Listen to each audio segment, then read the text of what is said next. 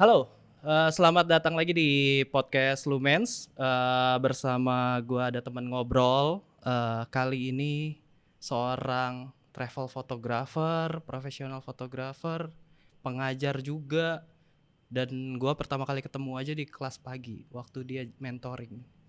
Kita sambut Mbak Sasa, Marissa Tunjungsari.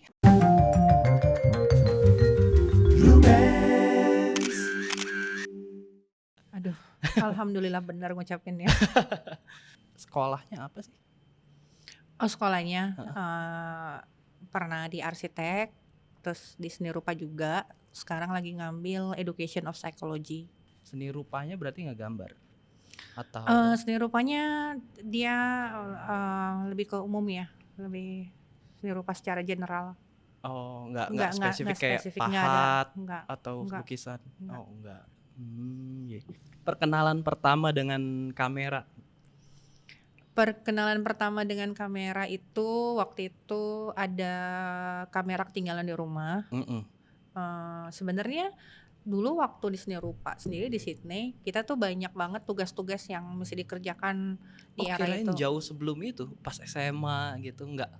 Enggak, malah teman-teman aku yang teman-teman SMA tuh Heeh. pada bilang gini, "Kok bisa ya lo jadi fotografer?" Kayaknya nggak ada kelihatan seni-seninya deh waktu SMA gitu kan. Oh, dari orang tua juga nggak ada terpapar kamera? Enggak sih, bapak aku dia itu di bank, ibu Oh. aku chef. Ah, Jadi nggak ini ya, mungkin di keluarga aku ada sih yang punya PH atau ah, yang jadi main film gitu, tapi sih hmm. nggak ada urusan sama kamera. Benar-benar murni waktu itu, waktu sebenarnya waktu dulu kuliah, ada beberapa tugas waktu di arsitek sebenarnya kan ada tugas tuh, waktu itu tugasnya aku ingat, Bandara Soekarno-Hatta. Mhm. Pas aku motret, aku ingat banget, temen aku bilang, "Kok jelek banget sih foto lo?" Gitu kan. Terus akhirnya difotoin sama dia, Heeh. kebetulan temen Dibantuin aku tuh orang foto? Belanda kan, Heeh. dibantuin foto sama dia, dia Heeh. motoin gitu kan, terus dia yang nge-layout apa segala macam, nanti aku tinggal nulis tentang, tugasku tentang si Bandara Soekarno-Hatta dulu yang dulu itu terminal 2 deh kalau nggak salah, sorry, terminal 1. Oh. Terminal 1. Nah, itu pertama kali bersinggungan sama foto. Sisanya sih sebenarnya waktu SMA, kan kita dulu dikasih kamera pocket film tuh. Heeh. Aku inget banget, aku suka cuci cetak di mana tuh namanya, di Kodak yang di deket Melawai, karena rumah aku kan di Blok M. Mhm, mhm. Nah, di situ aku suka ketemu sama beberapa fotografer yang belakangan aku bilang, "Loh, kita dulu pernah ketemu loh waktu zaman-zaman cuci cetak kan kita ngobrol." Dia kan kayak waktu itu wartawan atau apa gitu, suka Heeh, ketemu di heeh. situ. Ya dulu nyuci cetak di situ, beli film di situ, tapi itu kayak motret kan di era itu semacam Happy dokumentasi aja, aja, heeh. heeh, karena ya sebenarnya kayak zaman sekarang, Heeh, kayak zaman sekarang orang dengan ponsel. heeh. Cuma, mungkin kalau dulu nggak semua orang punya kamera karena Kamera kamera film ya, karena kan mahal ya? mahal ya, eee, mahal untuk standar untuk semua orang. Kalau sekarang kan sampai di desa-desa orang punya kamera, punya ponsel yang ada Benar, kameranya benar, kan. benar, benar. Nah ini kalau dulu kan istimewa sekali, zaman dulu kalau kita semakin mundur, orang tuh kalau punya kamera kan istimewa banget ya. Iya, benar. Nah, aku tuh dikasih kayak kamera pocket gitu. Heeh. Ya aku kayak fotografer keluarga aja yang modern, tapi bukan yang sesuatu yang kayak aku passionate about gitu. Kayak bukan passionate about cuma yang Heeh. ya udah kalau nyetak hasilnya hanya karena ngelihat momennya aja gitu. Masih ada nggak tuh roll-nya? Eee, Foto-fotonya sih masih, albumnya masih ada sih semua sih. Roll-nya belum tahu kemana. Rollnya udah gak tahu kemana ya. Jelek banget aku arsipnya kalau aku pikir-pikir ya itunya. Berarti, waktu kuliah seni rupa baru tuh, pegang kamera dengan baik? Enggak juga, karena waktu itu kan yang kita pelajari lebih ke kayak, sejarah seni gitu kan, terus Mhm. kemudian kita ke Nggak ada fotografi? museum-museum, ada tapi cuma ya Dasar banget? dasar banget lah gitu, Nah. terus udah gitu. Tapi kan sebenarnya gini, waktu kuliah di arsitek apa di seni rupa, kami kan belajar komposisi ya. Oh. Belajar komposisi itu dalam arti bukan komposisi kan tidak harus di kamera ya, Heeh, tidak heeh. harus gimana kan. Cara pandang ya. Iya, symmetrical portrait itu kan sebenarnya di dalam satu bidang kan. Heeh. Bagaimana kita kalau di arsitek bagaimana kita mengerjakan satu bidang, mana yang zona-zona, bagaimana kita bikin oh ini bagian ini, bagian ini. Heeh. Biasanya kalau arsitek dia hobi motret, pasti fotonya tuh symmetrical banget, Bener. rapi banget, ketahuan banget gitu Iya, kan. iya, pantesan ya. Apa? Arsitek-arsitek ini kalau moto street tuh rapi Rapi banget ya. banget, iya bener. Komposisinya oke banget gitu. Iya gitu. Terus udah gitu, dan kecenderungannya either mereka rapi banget atau kalau misalkan motret landscape aku perhatiin banyak banget bidang kosongnya. Bidang kosongnya gitu, karena di mereka kan semua serba symmetrical dan Iya, kayak iya. tata letak gitu ya. Kalau landscape kan dimana kita harus menguasai bidang kosong itu dan kemudian ada foreground, ada apa gitu kan. Spesifik lah ya kalau landscape itu. Nah biasanya kayak gitu. Nah kita juga dulu kan dilatih bikin garis. Bikin garis kayak garis miring garisnya, terus bergelombang itu auto komposisi aja jadinya. Udah dalam otak udah jadi aja ya, karena belajar dari dasar situ ya. Iya, belajar dari dasar gitu. Tapi karirnya berarti bukan fotografer awal ya? Bukan, teman-teman aku juga di arsitek juga gini, kok bisa sih gitu. Pada bilang kok bisa sih kayaknya gitu kan. Karir pertama aku bekerja itu sebenarnya adalah asisten di lapangan untuk dokumenter. Terus kemudian aku disekolahin short course-nya jurnalistik di FISIP UI. Kebetulan yang ngajar itu kalau nggak salah Korea itu dia dari BBC London. Nah itu sebenarnya hanya untuk orang-orang TV. Namanya tuh PJTV dulu. Yang nyekolahin siapa? Yang nyekolahin yang punya PH. Karena dia lihat kerja di PH. Gitu. Terus karena dia lihat ada potensi di aku, tunggu dulu. Sebenarnya kalau balik mundur lagi, tunggu yang mana nih? Aku lagi bingung nih timeline. Udah lama banget soalnya. Ntar aku lagi berusaha recall. Ya pekerjaan aku udah banyak sih. Sebenarnya aku dari SMA tuh aku tuh kan udah kerja. Dari kuliah tuh aku udah kerja. Macem-macem ya aku kerja, termasuk aku pernah kerja di Nokia, pernah aku kerja di Singapura juga pernah. Oh gitu. Iya, pernah kerja di Nokia di Singapura, terus gitu macam-macam. Sampai satu titik aku entah gimana aku bisa nyangkut di PH. Nah di PH itu kerja di lapangan. Dia tuh keliling Indonesia untuk bikin dokumenter tentang suku-suku. Nah dari situ dia lihat, oh ini anak menurut dia ya ada potensi nih gitu kan, disekolahin lah kayak short course gitu, namanya PJTV jurnalistik. Tapi itu kayak bring so much aja ke aku, kayak banyak pelajaran karena di sekolah itu kita tuh semua harus pelajari, jadi reporter iya, jadi kameramen iya, jadi editor iya, dan menurut aku tidak ada yang spesifik ya. Justru sebenarnya yang membuat aku sangat memahami sebuah sudut pandang penting itu adalah ketika kita jadi editor. Kan itu bird eye view ya. Kayak dengan jadi editor tuh kamu tuh bisa marah-marah ngeliat ini gimana sih yang ngambil gambar kurang, benar. Ini kok begini sih ngambil gambarnya gitu kan, ini reporternya gimana gitu kan. Itu yang kemudian membuat aku kalau maju ke depan sampai hari ini, kalau orang nanya sebenarnya kelebihanmu dalam melihat satu foto itu dan memilih foto itu dari mana? Kelebihan aku sebenarnya karena aku jadi editor, gitu kan. Bener. Ya aku jadi redaktur, jadi editor apapun bahasanya itu ada editor dan redaktur di situ, dan kemudian aku banyak banget kan jam terbang aku jadi juri. Di situlah aku belajar melatih untuk melihat foto-foto sesuai dengan brief, sesuai dengan konteks. Kalau seandainya kita awal-awal kan biasanya kalau sama juri yang baru-baru mereka masih terpesona dengan estetik nih. Wah ini foto bagus banget gitu. Tapi kalau aku karena udah biasa, aku balik ke briefnya klien. Brief kata kunci tematik dari lomba, lombanya seperti apa, kata kuncinya apa, mau segimanapun itu foto gimana pun, kalau dia nggak sesuai dengan briefnya, menurut aku ya enggak dong gitu. Nah itu yang maksudnya bird eye view-nya itu ketika jadi editor gitu. Makanya aku kemudian jadi editor tuh begini, karena aku sempat di zaman itu ngedit video pakai Avid, mahal banget tuh dulu. Avid tuh ya program itu kan yang kayak Windows Movie Maker gitu ya. lebih profesional gitu loh, yang pakai Ah, layar apa segala macam ah. dengan alat-alat broadcast itu kan. Oh. Iya, terus aku mulai dikasih lah kerjaan-kerjaan kayak mulai ngedit dari maghrib video maghrib itu kalau Heeh, mau azan maghrib heeh, gitu heeh, kan. Dari TV-TV kan suka pada ngoper karena editan banyak gitu. heeh. Terus fitur-fitur dari dokumenter mereka atau fitur dari apa. Terus itu kan kayak ngomel-ngomel gitu kan.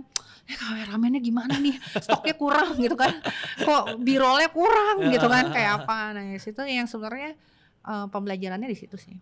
Dari PH itu baru Nah, lanjut. dari PH itu justru karena aku berterima kasih dengan pengalaman aku di PH. Heeh, Sebenarnya kalau diambil timeline garis merah sebenarnya yang menyenangkan dari aku adalah auto komposisi yang aku dapat dari sekolah-sekolahku dulu. heeh, Dari arsitek, dari seni rupa gitu kan. Terus aku dikasih lihat referensi karya-karya seni. heeh, Kemudian aku diperkenalkan dengan sejarah seni gitu kan. heeh.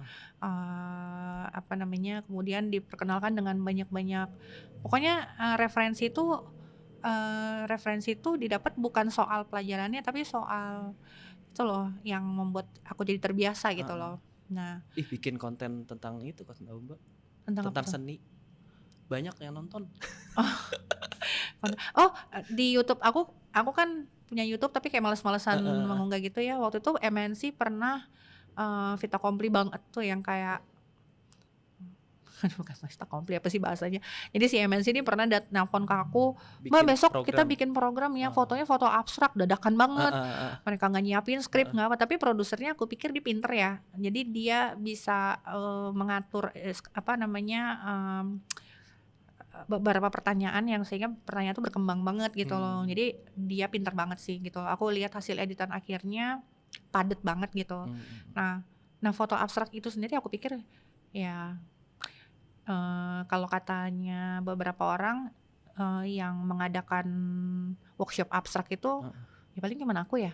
Nggak ada lagi eh, Oh, tokohnya kan kemarin udah almarhum meninggal Paniko. ah, Aku ini banget cinta banget sama Paniko dengan karya-karyanya gitu ya. heeh, heeh. Tapi yang bikin workshop itu memang nggak banyak sih. Iya, Mungkin nggak banyak, mungkin cuma aku doang kali ya.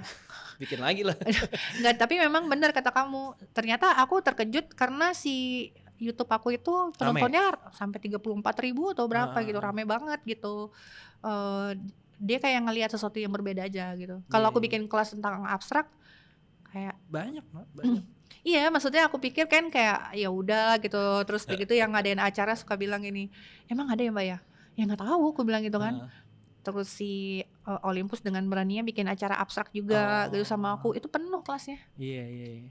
gitu. Ini jeda aja ya, karena di Instagram ada anak 19 tahun, dia pelukis. Terus Hmm. dia nyeritain tentang lukisan siapa, lukisan siapa. Itu rame, Mbak. Iya, tapi karena yang membuat salah satu dia menjadi menarik karena dia umurnya 19 tahun. Kalau aku yang cerita kan oh ya udah biasa aja gitu.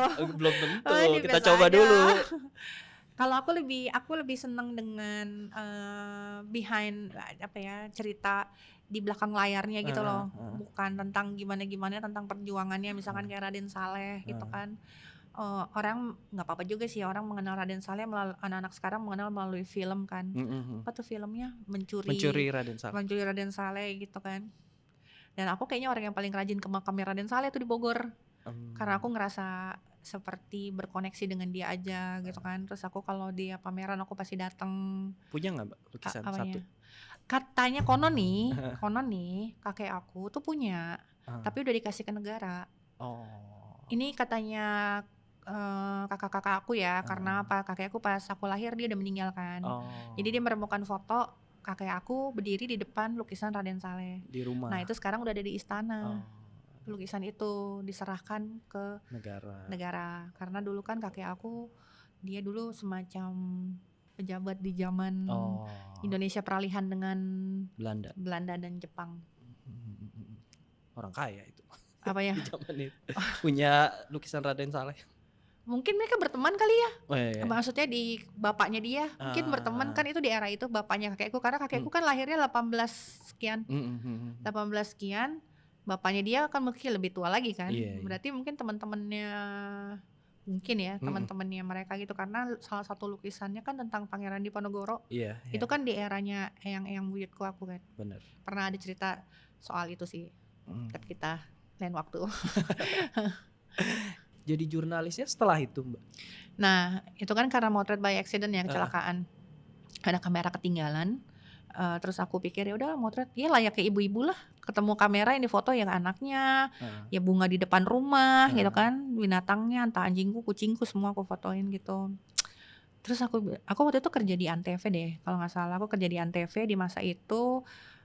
Aku di kreatif kan. Nah terus pas lagi kerja itu aku pikir gini, kok ini menarik ya gitu. Terus aku masuklah ke waktu itu Multiply. Waduh jadul banget ya. Waktu itu Multiply, terus responnya rame banget gitu kan. Waktu itu kakakku duluan motret sebenarnya. Nah aku sebenarnya ketakutan ketahuan sama dia. Aku malu-malu kucing gitu loh, aku motret gitu kan. Jadi aku menyamar, nah kalau dulu namanya Multiply, aku Putri Tomat. Entah dari mana itu idenya, aneh banget. Ya itu terus udah ya. Dari Multiply itu terus kemudian dikenalkan ke Photographer.net. Ya kan, Masuk ke FM. iya kenalan sama Harlim, kenalan sama teman-teman semua yang sekarang jadi sahabat-sahabat aku. Nah terus habis itu ada tawaran nih, ada tawarannya itu ada di Kompas Gramedia. Saudara aku nawarin ke aku kan, dia bilang katanya itu di Kompas Gramedia ada yang nyari tuh gitu kan, nyari fotografer. Aku pas nyampe sana lah ke otomotif gitu kan. Aduh aku bilang gitu, susah banget nih. Terus tapi aku pikir-pikir kalau aku jadi fotografer di yang lain-lain itu ya, majalah yang motretnya manis-manis manja gitu, kayaknya aku gak akan berkembang deh karena kan aku baru banget. Nah kalau aku di tempat yang menurut aku tekanannya hebat, itu kan pasti akan ngebentuk aku dengan, aku gak bilang instan tapi diakselerasi. Karena kalau ketika kita dipaksa ya. Iya dipaksa. Kemudian kalau kita bekerja kan sebenarnya beda ya sama kita hobi. Kalau kita hobi kan sesempatnya kita. Sebenarnya kalau kita bekerja kan nggak ada waktu untuk berpikir gitu kan. Semua udah harus by deadline gitu kan. Ya udahlah masuk aku di otomotif grup itu. Begitu masuk bagian balap lagi ya, Autosport. Waduh. Pakai lensa segede-gede gitu. Awal-awal itu pakai lensa yang ada, terus aku dipinjemin lensa panjang kecil gitu. Maksudnya lensa panjang yang biasa-biasa aja.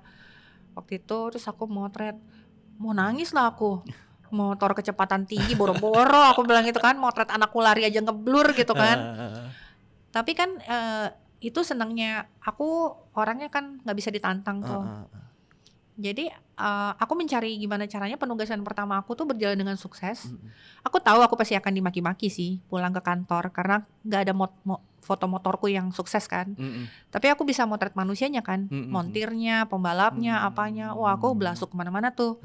Aku dapatlah foto-foto pembalap dan segala macam. Backstage-nya. Pertama kata bos aku gini, oh ya bagus. Bos aku, editor aku maksudnya, redaktur aku, bagus. Lah foto motornya mana? Kata dia bilang gitu. Belum berhasil. Tapi memang pada saat penugasan kan dia juga ada di lapangan. Gak mungkin dia gak ada, dia gak mungkin ngelepasin sama anak baru kan. Mana aku perempuan sendiri lagi di lantai 7. Ya kan di lantai 7 tuh aku kayak masuk ke sarang penyamun. Kalau gak sekretaris orang, kalau nggak sekretaris atau nggak yang perempuan, nggak ada yang cewek selain aku. Itu laki semua kan. Mas Arben masih? Dia kan di harian, beda gedung. Oh beda gedung. Dia kan aku dia kan di Palmerah ya. Aku di Jalan Baru. Di Jalan Baru gedungnya beda, kalau majalah sama harian beda. Terus dari situ aku udah lupa lagi ya penderitaanku apa aja. Karena udah nggak sempet mikir menderita ya. Ya udah itu isinya dididik sekali sama namanya Tony kan. Tony Permadi, dia redaktur aku di majalah Autosport. Dari situ semuanya beberapa redaktur kemudian ya manggil aku kayak dari majalah Jeep, Mas Tunggul. Pokoknya macam-macam deh, semua kan itu kan media macam-macam tuh. Ada Autosport, ada tabloid motor, ada tabloid otomotif, ada majalah Jeep, ada Auto Build gitu kan. Tapi otomotif bidangnya. Enggak, grupnya namanya Otomotif Group. Oh. Grupnya tapi di bawahnya tuh Banyak. majalah pria semua. Kalau di menaungi majalah-majalah pria itu di lantai 7 itu Iya. majalah-majalah itu. Nah, bos aku ada Mas Sony. Sampai sekarang Mas Sony masih aktif kalau nggak salah di YouTube, dia bikin review-review mobil. Mas Sony, terus udah gitu sekarang mereka jadi YouTuber handal semua di YouTube itu aku perhatiin. Karena jago bercerita kali ya. Karena mereka ngerti soal mobil, Iya, otomotif mobil, gitu loh. Ya dengan pengalaman mereka bertahun-tahun di media kan. Basicnya udah ada. Tinggal dia bikin produksi sendiri gitu ya. Iya. Aku lihat sih banyak banget yang followernya sampai siapa satu lagi kok aku lupa ya. Pembalap juga. Dia jadi YouTuber juga. Gede juga itu. Fitra Eri. Iya. Mas Fitra kan dulu juga di. Iya. Oh dulu jurnalis juga awalnya. Iya, aku sering ketemu. Sering ketemu. Sekarang udah kondang Berapa Jaya. tahun itu Mbak di aku nggak lama ya, paling setahun 2 tahun ya, nggak lama sih. Terus kemudian aku dipinjem, tanda kutip dipinjem gitu sama ada PR company, PR public relation yang megang sebuah produk rokok yang mensponsori balap. Nah, mereka butuh PR officer yang diminta. PR officer kalau bisa perempuan, tapi ngerti otomotif. Gak banyak. Jauh ya. Gak banyak ya. Iya. Ya gitu. Kalau kamu lihat di Google nama aku terus otomotif gitu atau balap gitu masih ada tulisan aku di blog-blog lama itu. Aku kalau ngeliat sekarang ya udah lama nggak follow tentang keadaan itu. Aku ngeliat tulisanku yang lama aku bilang, ih dari mana aku ngerti tentang balap-balap ini. Gitu. Gila. Banyak banget ya. Loncat-loncat nih. Iya, terus dari PR itu, tapi dari PR masih sama. Kan aku memanage para fotografer, para wartawan. Jadi para wartawan itu aku kirimin press release, foto-foto, dan biasanya aku minta dari teman-teman wartawan kan foto-foto yang mereka nggak pakai, aku pakai. Tapi kan kadang-kadang gemes ya karena aku juga fotografer otomotif, ya aku sendiri aja yang motret gitu kan. Iya kan, maksud aku didikannya Kompas Gramedia kan juga lumayan keras kan, standarnya aja kan keras gitu, nggak mungkin foto aku, paling nggak foto aku tepat lah gitu, sesuai konteks lah, sesuai dengan konteks gitu loh. Aku nggak bilang foto aku bagus, foto aku paling nggak otomotif banget atau bisa dipakai gitu kan, untuk standar otomotif gitu kan. Jadi ya udah. Di PR itu berapa tahun tuh? Di PR itu 2 tahun. 2 tahun persis, kemudian aku resign. Baru ke Linkers? Enggak. Abis itu aku jadi fotografer freelance. Di situ udah mulai banyak sih, karena aku sudah cukup banyak membuat network tanpa aku sadari. Aku tuh kan orangnya sebenarnya apa ya, bukan tipe-tipe yang kayak mencari-cari temen gitu loh. Kayak kalau kita bertemu berpapasan dan kita punya energi yang sama, ya kita berteman gitu kan. Biasa kalau kerjaan aku jarang banget menjadikan mereka teman, lebih dari teman. Ada beberapa sih yang kemudian jadi teman karena udah terlalu lama kerja bareng, tapi nggak banyak juga gitu. Karena aku udah terlalu lelah ya pulang, terus di rumah kan aku punya anak juga, ya gitu kan. Terus udah pulang, jadi aku nggak sempet punya waktu lagi buat yang lain-lain. Nah itu, tapi ternyata tanpa aku sadari, tidak banyaknya aku itu ternyata ada network yang sudah terbentuk gitu kan. Di situ udah kenal Bang Arbain, udah kenal segala macem. Terus kemudian masuklah brand Samsung. Kebetulan ada temen aku yang masuk Samsung. Terus dia cari KOL nih. Ketemulah sama bosnya dia ngeliat aku, karena aku biasa, ini balik lagi ya, semua elemen di hidup kita yang dulu kuliah di arsitek gitu, kuliah di seni rupa gitu kan, terus udah gitu di otomotif kan aku nggak cuma belajar motret, aku belajar nulis kan. Kemudian di PR aku juga digembleng buat nulis rilis terus-terusan. Malah nggak punya kehidupan lagi di situ. Karena kan aku kerja dari Senin ke Jumat. Jumat, Sabtu, Minggu kan event. Jumat itu kan biasa mereka latihan. Terus hari Sabtu mereka kualifikasi, Mm-mm. racing hari Minggu. Mm. Mana ada kehidupan aku. Makanya aku bilang aku nggak punya banyak kehidupan di luar dari kerjaan kan. Tapi ternyata itu beberapa kebentuk jadi temen. Nah itu kemudian waktu Samsung masuk dia ngelihat. Tahun berapa nih Samsung? Ya aduh tahun berapa ya? 2013. 2012 kali kayaknya, lupa deh. Itu pertama kali Samsung mau ngeluarin kamera kan. Oh. Kamera bagus. mirrorless. Waktu itu mirrorless baru. Terus Samsung juga baru ngeluarin. Jadi kayak kamera lu tuh yang bisa buat nyuci ya. Kayak ledekan-ledekan gitu tau gak sih? Itu jadi karena waktu itu presentasinya tuh pitch-nya aku ke si bosnya temen aku ini berhasil. Dia ngelihat aku bisa bikin activation ya karena biasa di PR agency kan iya. gitu kan. Jadi aku biasa ditertarik, dia kontrak sebagai brand ambassador, bukan KOL lagi. Karena jadi kan bedanya kan brand ambassador itu kalau kita dikontrak sama principal. Kalau di sini cuma distributor, kita cuma sebagai KOL, key opinion leader. Gitu. Nah udah dikontrak itu kalau nggak salah 4 tahun deh, lama kok aku sama Samsung 3 tahun 4 tahun ya, lupa ya. Medianya pokoknya waktu lama. itu apa? Instagram, Twitter? Buat mereka kan aktivasi ya. Aktivasi itu aku tiap minggu, tiap bulan itu 2 kali itu aku bikin hunting. Jadi semua aku ngajakin hunting gratis. Dikasih pinjemin kamera, kita keluar motret sekitar Jakarta ini aja. Terus udah gitu medianya Instagram. Waktu itu Instagram aku juga followernya juga nggak banyak amat sih, biasa-biasa aja. Kan waktu itu baru mulai juga Instagram. Iya, Instagram itu aku masuk 2010 ya. 2010. Tapi artinya di era itu aku merasa ya aku merasa diberkati aja gitu karena follower aku nggak banyak. Ya paling 5.000 kali gitu kan. Follower aku nggak banyak, terus udah gitu aku dipercaya megang brand sebagai brand ambassador, digaji yang lumayan banget waktu itu ya, gitu dengan diajak jalan-jalan. Iya, diajakin jalan-jalan, terus udah gitu diajakin jalan-jalan tuh mana aja ya, ke launching gitu ya, Vietnam, ke Korea, ke Los Angeles, iya semuanya first class semua lagi gitu kan. Tuh kayak gitu-gitu. Terus kamera dan lensa jor-joran dikasih gitu kan. Apapun yang aku lakukan mereka support gitu kan. Nah itu cakep sih. Terus kemudian dari situ ada kontak dengan satu brand, tapi menurut aku karena dia tidak dipegang dengan serius, brand kamera, terus aku nggak lanjutin. Bukan brandnya yang jelek, tapi maksudnya memang waktu itu aku lihat mereka belum ada keseriusan untuk mengelola brand ini. Terus aku cuman ngambilnya cuma berapa lama. Habis itu kan karirnya lebih kepada kayak foto. Terus aku juga lupa sih, kok aku bisa nyampe di titik ini juga. Aku juga kayak gini. Kalau kamu nanya mundur tuh, iya ya, kok bisa ya aku nyampe di titik ini ya. Sekarang baru merunut lagi.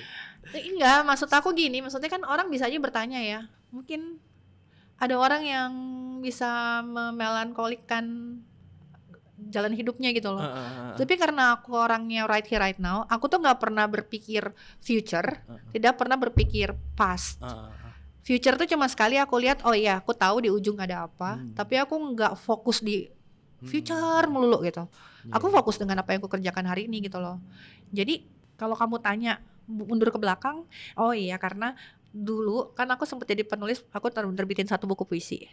Dulu mentor aku kan Sitor Situmorang, dia tuh sastrawan angkatan 45, Khairil Anwar, Karawang Bekasi dan segala macam itu. Almarhum Pak Sitor tuh dia udah inspirasi aku banyak.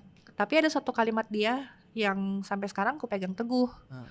Kalau kamu membuat sesuatu karya, kamu hari ini kamu launching, kamu euforia aja hari itu. Wah kamu party sebaik-baiknya segala macem, tapi besok udah lupain aja. Anggap aja ya udah gitu loh, ya udah gitu. Jadi aku nggak pernah euforia terlalu lama dengan dengan apa yang aku Benar-benar. iya gitu. Jadi jadi nggak pernah gitu loh. Iya. Nah kadang-kadang aku harus diingetin gitu ya, misalkan kayak ibu aku bilang ini, itu plakatmu kemarin menang apa itu, dibilang kok ada di bawah. Oh iya, aku terus taruh di atas kan, itu mbok ya dipajang kayak orang-orang biar benar gitu. Oh iya ya, aku gitu ya. Iya iya iya iya. Tapi entah ya, maksud aku dalam dalam satu sisi mungkin terlihat kayak tidak apresiasi, tapi aku appreciate. Iya. Cuman karena di kepala aku udah aku keep banget tuh katanya pasitor. Jadi aku hanya party pesta terbaiknya tuh hari itu aja, tapi ya udah besok udah aku Iya, iya. kayak anggap udah ya udah kayak Kayak hari biasa aja. katanya Pranji Pragiwaksono, kalau dia punya rule of 10. Ya. Katanya kalau malam itu dia pecah, besok pagi dia biasa aja. Malam itu ngebom, nggak pecah gitu stand up-nya. Sedihnya malam itu aja, besok pagi biasa aja lagi. Iya, setuju, gitu. sepakat. Ya itu ya sekarang kalau kamu pikir ya, aku udah freelance hampir mau mendekati 15. 15 lebih lah ya, 15 lebih tahun. Yang katanya orang-orang, tapi aku nggak terlalu peduli sih orang ngomong apa ya. Cuma katanya orang-orang perempuan, terus udah gitu freelance gitu kan, foto. Kalau ngedengerin keluhan-keluhan teman-teman yang di dunia foto ya, ada yang bilang gue nggak dapet klien, gue nggak apa, ini persaingan ini ini duitnya apa segala macam. Aku tuh aku bisa prihatin dengan situasi mereka, tapi aku nggak relate gitu loh. Ngerti gak sih? Nggak relate karena relasinya banyak, kredibilitasnya ada. bukan relasi banyak, karena orang tuh punya struggle-nya masing-masing ya. Iya, benar. Mereka kan nggak tahu struggle-nya aku kayak gimana. Aku nggak pernah ngomong struggle-ku gimana. Benar-benar. Aku nggak pernah ngomong bahwa misalkan ini suatu hari ya, ini satu momen ya, ini real. Aku lagi duduk di depan komputer, lagi ngerjain foto-foto nih, terus di belakang suster, nih saksinya banyak. Suster aku ngomong di belakang bilang ini, Bu, gas sama beras habis. Lu harus bertanggung jawab sama keluarga itu kan. Iya kan. Tapi aku bilang, jawaban aku apa? Oh iya, nanti kita beli ya, nanti sorean kita beli. Tapi aku ngomong pagi. Dan dari dalam kepala aku mindsetnya, nanti sore itu aku pasti beli, bukan sekedar aku ngomong. Gitu loh. Jadi aku nggak pernah ngomong apa yang menjadi kesusahan hati aku. I see. Dan itu benar-benar tiba-tiba ya. Makanya dapat kerjaan. Iya, maksudnya ya aku senyum sendiri aja gitu. Maksudnya aku bilang ya alhamdulillah gitu kan. Tapi tiba-tiba nanti misalkan gini, ini ada kerjaan gini. Gue transfer lo dulu ya, dia bilang gitu. Lah kerjaannya kan masih lama, aku bilang gitu. Iya nggak apa-apa, dia bilang gitu. Nanti gue transfer lo dulu, gitu. Happy go lucky aja. Iya, tapi maksud aku itu kan sangat tidak bertanggung jawab ya kalau lo punya keluarga ya. Menggantungkan kepada afirmasi gitu kan. Tapi itu yang terjadi gitu loh. Tapi kan maksudnya aku nggak pernah. Aku punya teman yang di status Facebooknya selalu bilang, aduh besok gue mau bayar listrik nggak bisa. Aduh gue mengini. Aku turut prihatin dengan kondisi itu. Tapi somehow di dalam aku jujur aku tuh nggak relate gitu loh. Karena aku tuh orangnya nggak kayak begitu gitu. Bukan gak relate, aku tidak punya kesusahan, nggak punya kesusahan gitu, justru aku punya susah. Tapi karena aku nggak, makanya kalau ditanyain ini sekian belas tahun, dan kemarin ada pertanyaan, setelah sekian belas tahun ini apa sih yang kamu inginin Mbak gitu, karya yang gimana gitu. Enggak sih, aku cuma pengen jadi relevan aja sampai umur berapapun, aku bilang gitu. Sahabat aku misalkan Bang Arbain gitu, dia bisa relevan sampai hari ini. Dia udah pensiun kan. Mau kayak gimana pun orang-orang bilang itu, menjadi relevan di setiap zaman itu it's not easy. Ada yang lebih mudah daripada dia udah gak relevan. Udah dilupakan juga. Entah dilupakan atau memang ya aku gak bisa menjawab buat mereka ya. Orang punya struggle-nya sendiri-sendiri. Tapi dalam arti kalau aku, karena aku mindsetnya adalah aku gak pernah ngelihat, aku gak berpegangan pada future, tapi aku ngelihat future. Oh iya gitu, aku berpikir sometimes, tapi yang ku pegang adalah hari ini nih gitu loh.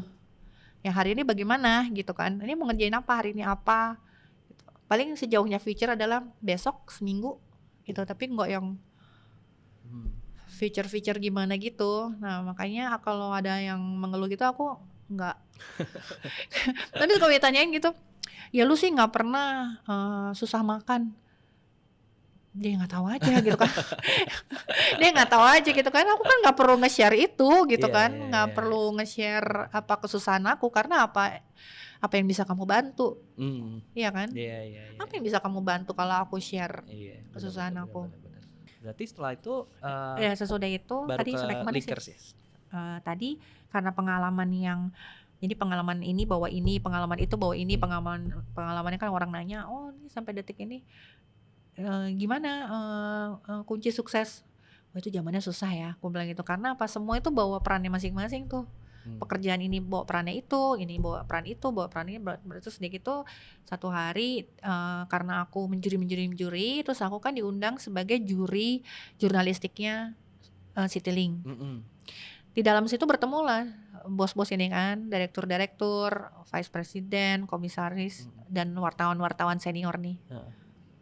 Nah ini hanya seperti aku bilang tadi kan, aku tuh kan orangnya bukan tipe yang wah itu bos terus aku deketin gitu, aku nggak tipe kayak gitu. Itu bisa ditanya deh sama klien-klien aku di Citylink itu juga. Itu di situ aku kurang.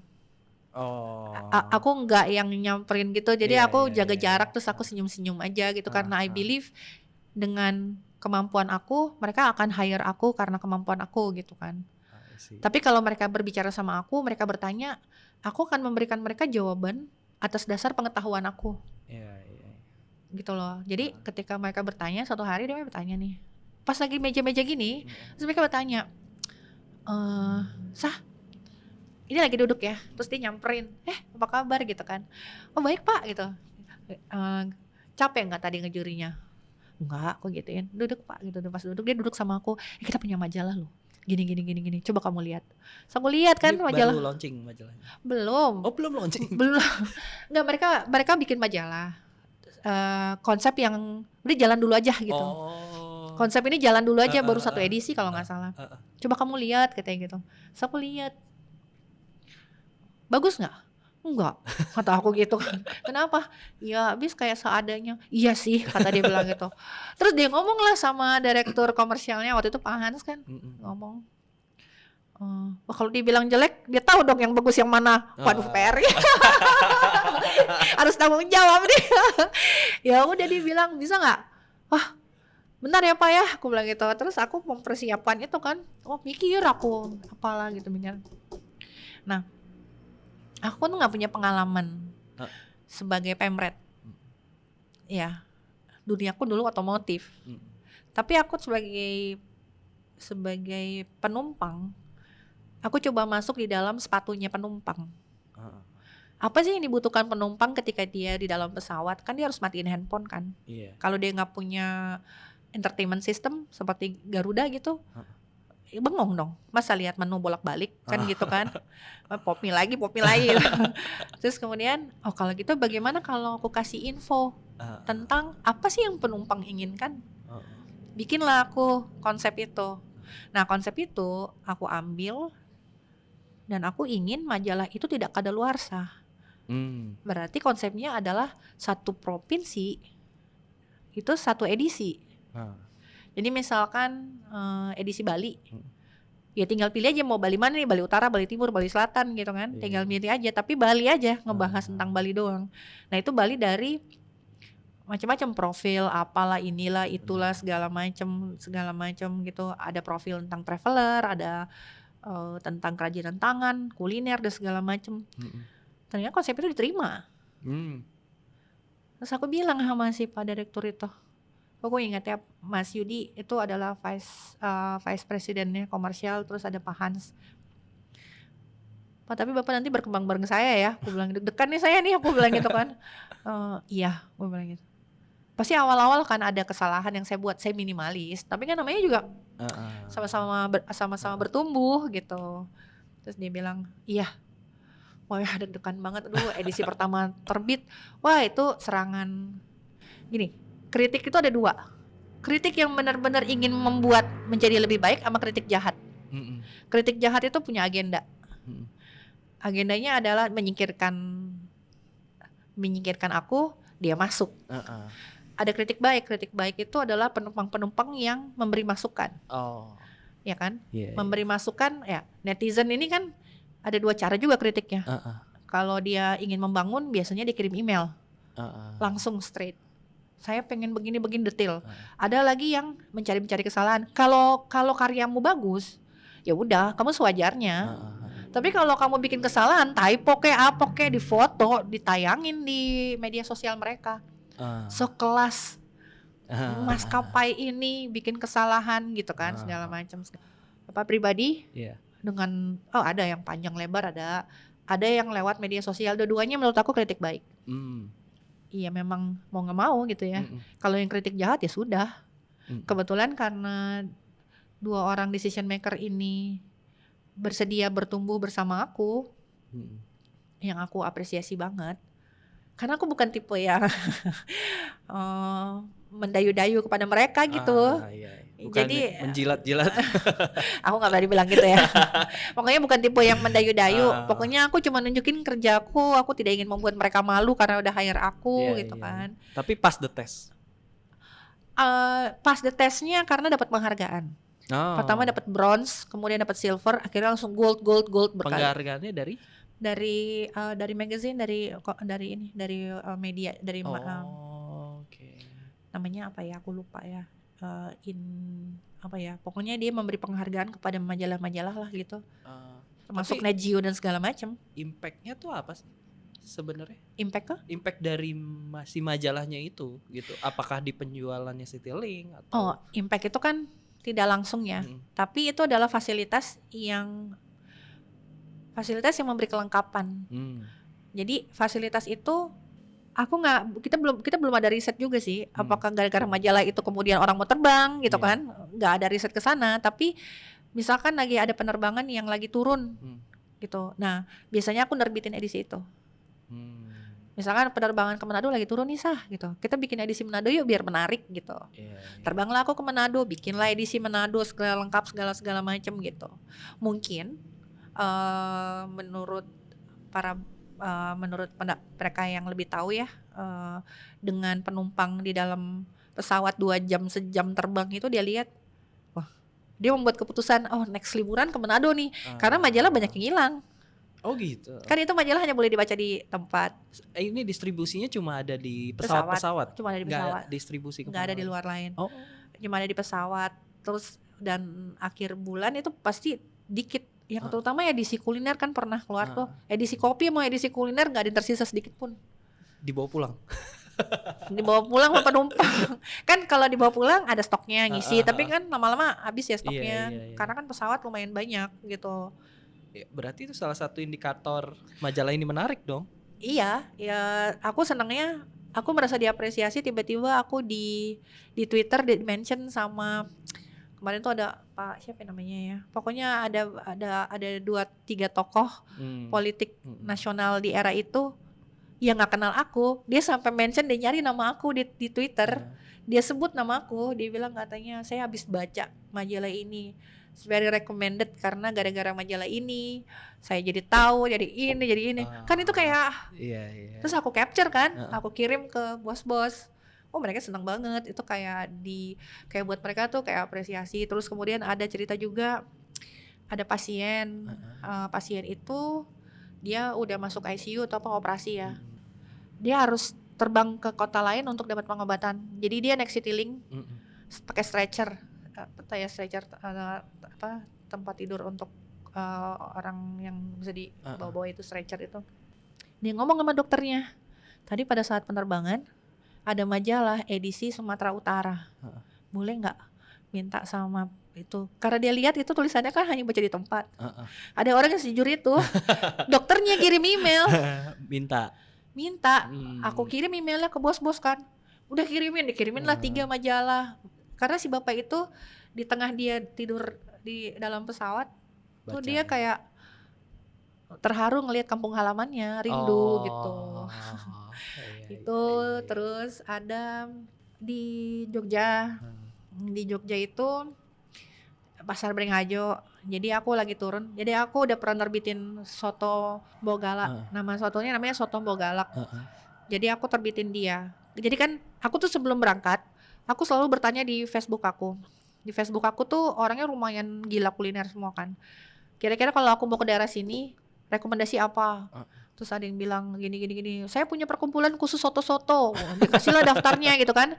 Nah, terus aku lihat, aku riset, aku Heeh. masukin lah gitu. Heeh. Nah, aku pergi ke tempat-tempat itu kalau enak, aku naikin Heeh. tanpa mereka tahu. Hmm. Nah, pas aku datang kedua kali ke Beringharjo karena enak kan, Hmm.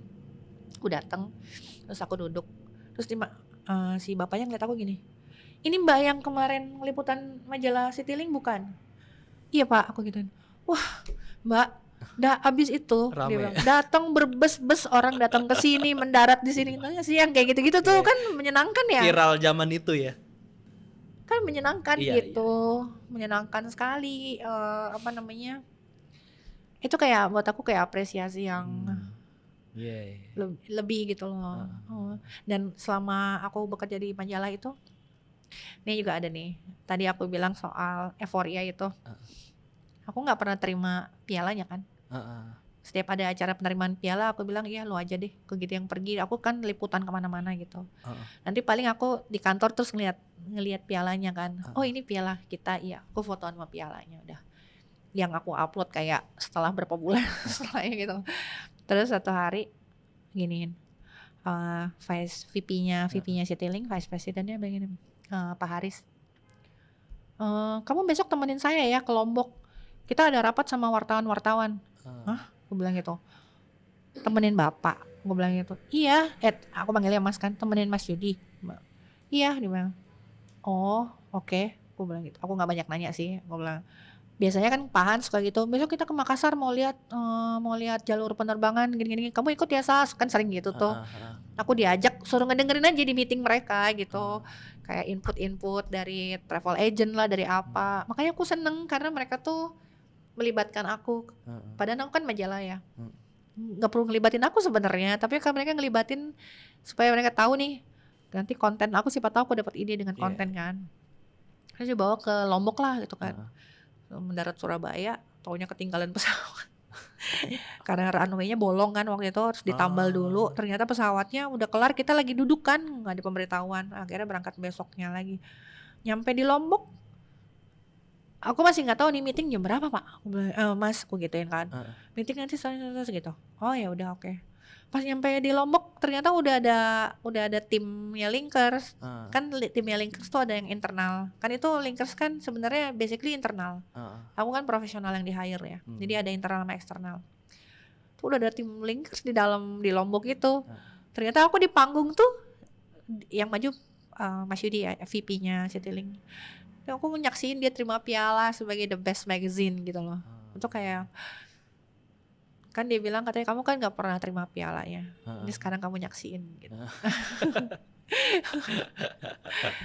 Gitu. Mantep ya. Tapi berapa tahun tuh jadi best magazine?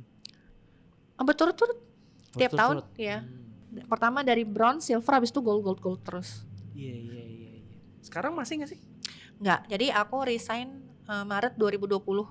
Ternyata April 2020 kan kita pandemi, COVID, pesawat nggak terbang kan. Ya udah. Mereka sempat terbit satu edisi di bawah konsultan lain. Aku nggak ngerti sih gimana, tapi pasti beda lah. Dipegang sama aku sama dipegang konsultan lain karena belum ada barter knowledge. Jadi aku pikir karena mereka belum ada ide buat barter knowledge, aku pikir mereka mau perbarui magazine kan, karena kan ini ada pimpinan baru. Kalau pimpinan baru kan mungkin punya visi yang berbeda gitu. Aku pikir ya udah gitu. Tanggung jawabku berhenti di Maret 2020. 2020 April COVID. Iya. Ya udah sampai detik ini katanya sih belum ada majalah. Oh, nggak rilis lagi mereka? Belum rilis lagi. Oh gitu. Terus aku dikontrak sama sebelum Mama Citylink itu kan kontrak sama Olympus. Itu juga lama, 4 tahunan. KOL. Karena di Olympus kan di Indonesia distributor, bukan. Peluangnya banyak ya. Aku nggak bilang mereka kontak aku tanpa direkomendasikan oleh orang ya. Karena yang Olympus waktu itu aku ngobrol sama temen aku yang jadi pelanggannya Olympus sejak lama. Terus dia bilang gitu, ntar gue mau ngomong tentang lu ke ininya apa namanya distributornya Olympus gitu. Terus dia ngelihat aku Instagram aku, kebetulan namanya Pak Sandi. Pak Sandi aku lihat juga tidak mudah untuk percaya sama orang ya, karena semua yang kerja sama Pak Sandi lama-lama semua. Terus udah gitu ada beberapa nama lah ya, itu lama-lama semua. Terus kemudian ya udah sisanya mungkin direkomendasikan akunya ya. Habis itu kan balik ke aku sendiri. Bagaimana aku bekerja Mas merespon. Darwis juga dulu Olympus. Kalau dia brand ambassador. Oh. Dia brand ambassador, dia dikontrak langsung dari Jepang. Oh gitu. Iya beda. Satu-satunya brand ambassador Olympus cuma Mas Darwis. Karena waktu dulu Olympus jadi brand benchmark buat traveler ya, karena kecil bisa dibawa kemana-mana. Gitu. Warnanya nyenengin. Iya. Dulu waktu Mbak Sasa di Linkers itu kayaknya apa ya? Mencari bibit-bibit baru buat jadi penulis dan foto ya, jadi kontributor. Iya. Itu sempat berapa batch tuh ya? Setahun apa 2 tahun ya, setahun apa 2 tahun lah gitu. 2 batch gitu. Karena fotografer itu nggak suka nulis, ya kan?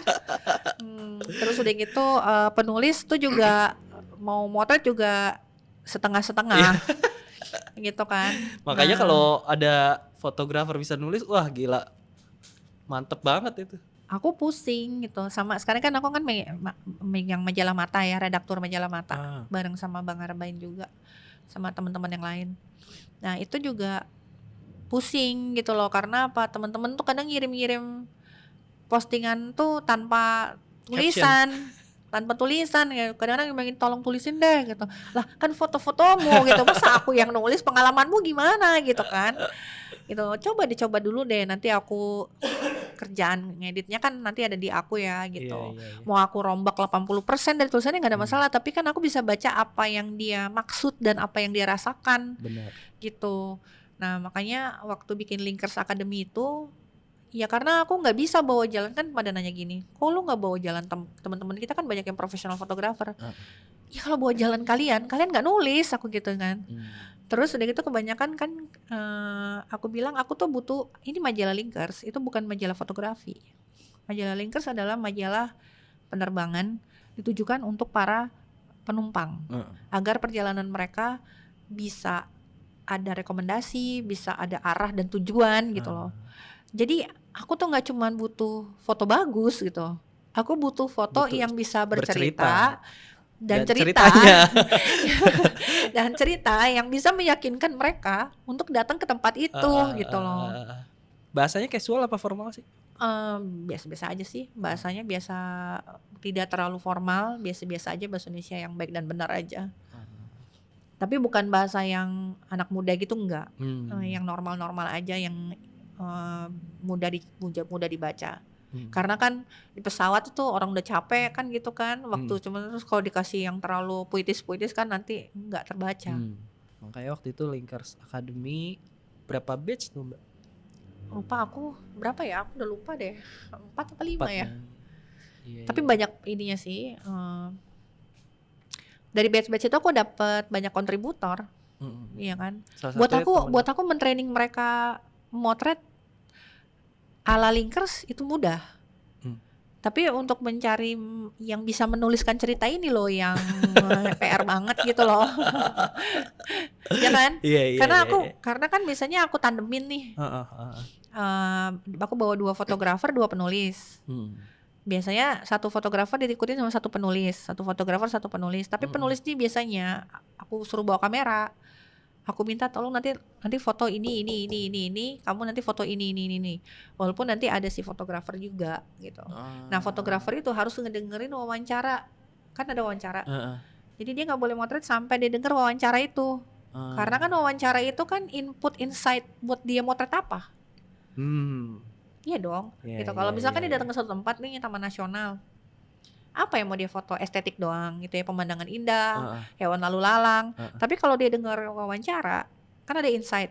Oh ternyata kalau di bagian sana tuh misalkan ada elang, bagian sini ada bagian sini ada tanaman pohon yang kira-kira umurnya sekian tahun. Kan ada insight Ah, dari penjaganya kan, iya iya yang iya. membuat foto dia. Jadi ketika aku menuliskan cerita, misalkan ini di dalam hutan ini ada pohon yang diperkirakan usianya misalkan 1.000 tahun gitu. Nah foto pohonnya nggak ada, ya kan? Iya iya iya. Jadi dia harus ngedengerin dulu insight-nya seperti apa. Jadi lebih banyak ke tulisan dong, Linkers Academy itu. Enggak, Mendidik orang buat enggak, ini menulis. kok apa namanya equal, Oh, balance. mantep banget tuh. Sayang nggak ikut tuh. Kenapa? Mantep banget. Salah satu yang ikut kan waktu itu Mana di yang ngajar angkatan Windy aku, lagi, Windy kan sangat ini spesialis Windy banget. Aristianti ya. Mm-mm. Waktu itu yang ikut di angkatan aku si Jun. Iya Jun. Iya itu dia yang dapat gitu. Waktu itu dia cerita juga, wah seru banget kemana-mana gitu. Dan waktu itu kalau gitu Mbak Sasa ikut jalan keluar nggak sih? Selalu. Oh selalu ikut jalan juga. Itu kan majalah Linker semuanya liputan langsung. Oh. Makanya personal banget majalah itu. Bukan kayak sekedar kiriman-kiriman dari mana-mana. Oh iya. Iya. Berarti langsung ke tempatnya ya. Setelah dari Linkers, apa lagi kegiatannya? Dari Linkers apa ya? Kan terus pandemi nih. Dari pandemi, ya aku lebih banyak ngajar ya. Fokus di ngajar. Terus kementerian sendiri, terima kasih sama kementerian mempercaya aku untuk Kemenpar, Kemendes, ada PUPR juga, terus ada beberapa. Jadi mereka mempercayai aku untuk kayak bikin kelas-kelas gitu. Kelas Kelas-kelas menulis untuk kah atau kelas kelas foto, foto? Oh. media sosial, mengembangkan berkomunikasi dengan mengembangkan konten yang positif melalui fotografi gitu kan. Berarti kan dalam juga ada menulis juga, ada mempromosikan pariwisata dan segala macam. Nah itu beberapa tahun jalan sama mereka sih sampai detik ini. Makanya aku pikir wah, aku tuh seneng banget ngajar. Kan makanya aku kan spesialisasinya teknik kan. Tapi yang lain-lain yang juga bisa kan, karena yang di bidang aku ya. Aku nggak ngajar yang tidak aku kuasai. Nah makanya aku sekarang ngambil kuliah Education of Psychology, buat mempelajari metode-metode gitu loh, metode mengajar dan psikologi. Segala macam. Kelasnya online sih. Kelasnya online tapi S1, nanti ada S2-nya, sampai ada S3-nya. Tapi bukan masalah itunya, tapi masalahnya kan aku butuh materinya nih. Iya. Butuh materinya, dan materinya keren banget. Materinya keren banget, itu yang ngadain Filipina. Filipina kerjasama sama Meksiko. Jadi mereka online, mereka ada ujiannya gitu. Walaupun ujiannya kita diujian di rumah ya, kayak open book. Itu kalau kita nggak baca, kan materinya kan dikasih bacaan nih. Iya. Tiap minggu tuh dikasih bacaan. Jadi ujian tuh setiap Jumat Sabtu Minggu nih. Nanti malam aku pulang kan aku ujian nih. Jumat Sabtu Minggu. Tapi kalau kamu nggak baca kamu gak akan bisa jawab, karena pilihan ganda mereka itu mikir, bukan yang asal gitu tuh yang mikir banget gitu. Kalau nggak belajar materi yang kita baca dulu nggak bisa jawab. Setahu aku Mbak Sasa pernah ngajar di SMP ya? Iya, buat ngajar fotografi ya? Iya, alih kelas. Itu tahun berapa tuh Mbak? Aduh, 2000 berapa ya? 2012 apa ya? Itu karena itu aku ngajar SMP sama SD karena aku sudah diminta mulai banyak ngajar. Jadi aku harus belajar mengajar. Jadi ini nih aku karena aku passionate banget sama ngajar ya. Jadi aku kalau ngajar tuh harus amanah. Aku kalau ngajar, aku harus ngajar. Jadi aku kalau ngajar tuh bukan aku kelihatan pinter, tapi bagaimana caranya aku ngajar ini sesuatu yang sulit, aku bisa kemas menjadi sesuatu yang sangat mudah sehingga orang bisa paham. Jadi istilahnya kan amanah ya, kalau ngajar harus amanah ya.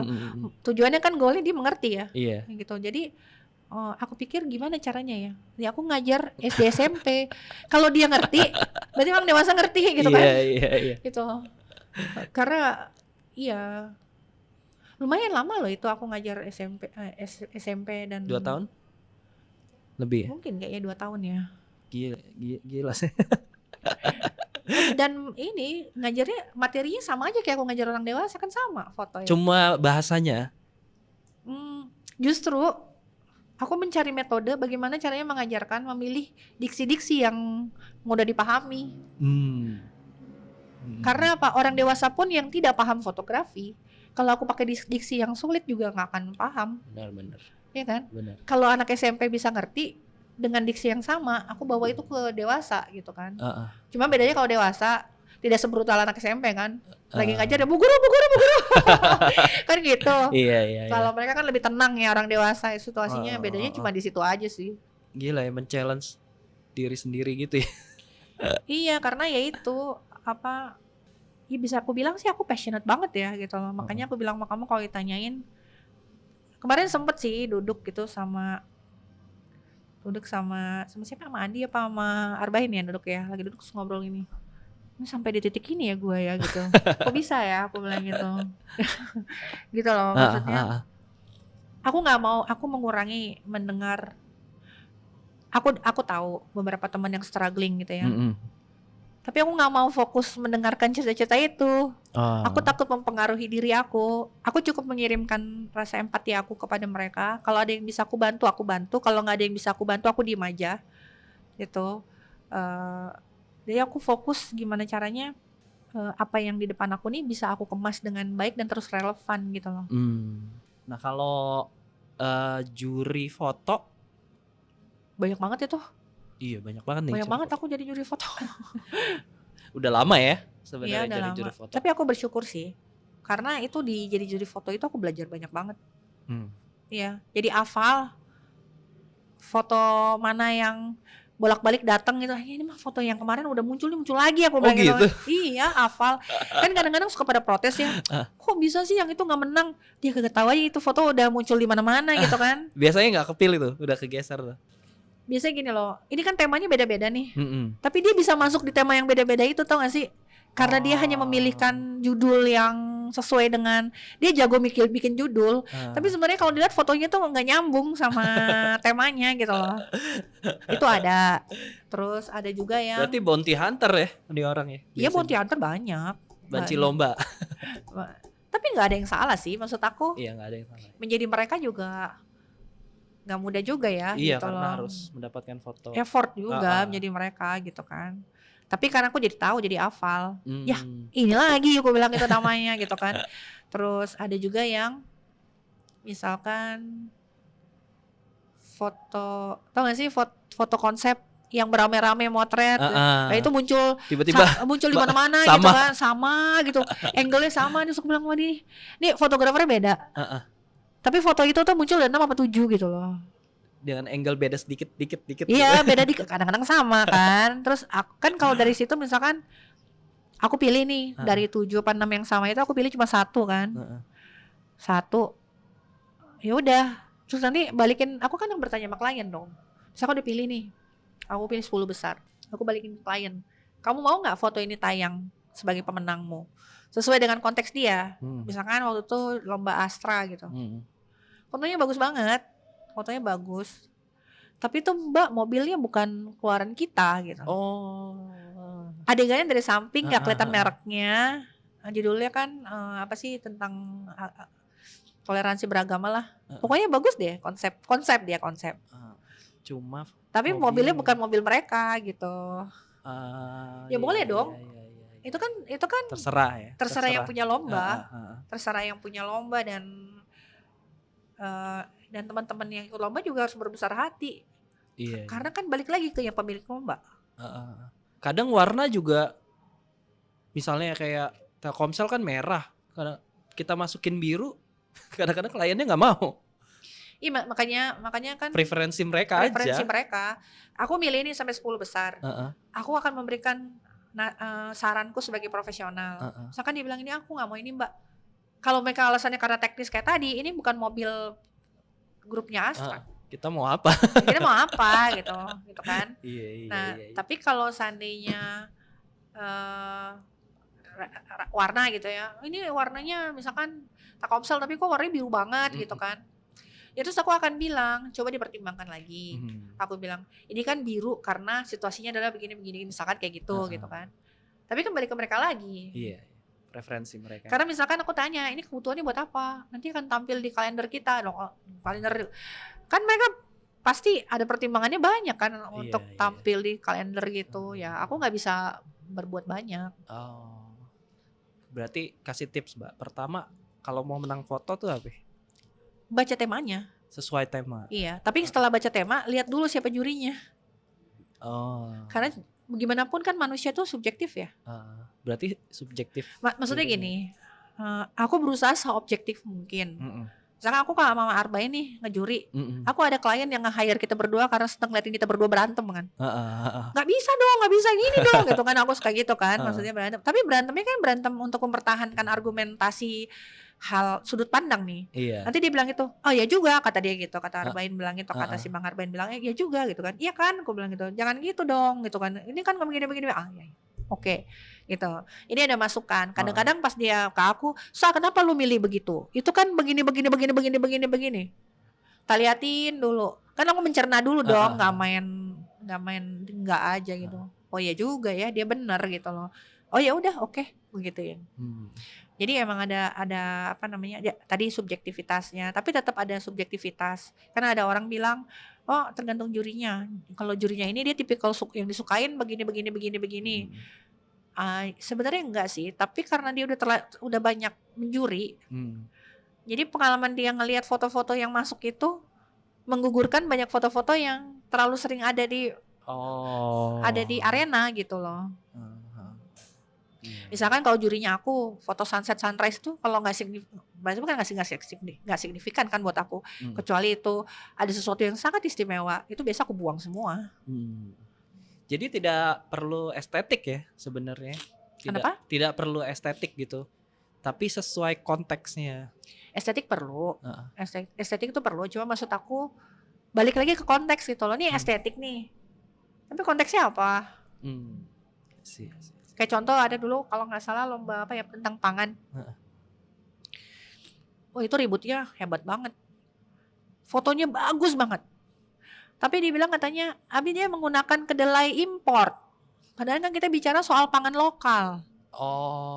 Terus aku harus nelfon ke orangnya, aku tanya, coba tanya kedelaimu itu, coba ditanya, itu dari pasar lokal apa pasar impor gitu loh. Ketahuannya dari mana? Ya harus nanya. Kalau jurinya nggak males, dia pasti aku kontak orangnya karena fotonya patut dipertahankan. Aku kontak orangnya, aku tanya, itu lokal mbak gitu. Kalau dia bilang lokal, aku perang lagi. Aku bilang ini lokal gitu loh. Melawan foto sawah padi yang sangat kinclong, sangat cakep banget gitu loh. Tapi cuman sawah, orang jalan memikul. Itu tuh bisa jadi itu konsep. Ya ini nggak konsep sih, tapi kelihatan maksudnya itu tuh oke, estetik ya. Tapi aku nggak ngelihat pangan lokalnya itu loh, kan dia baru jalan lewat sawah aja gitu.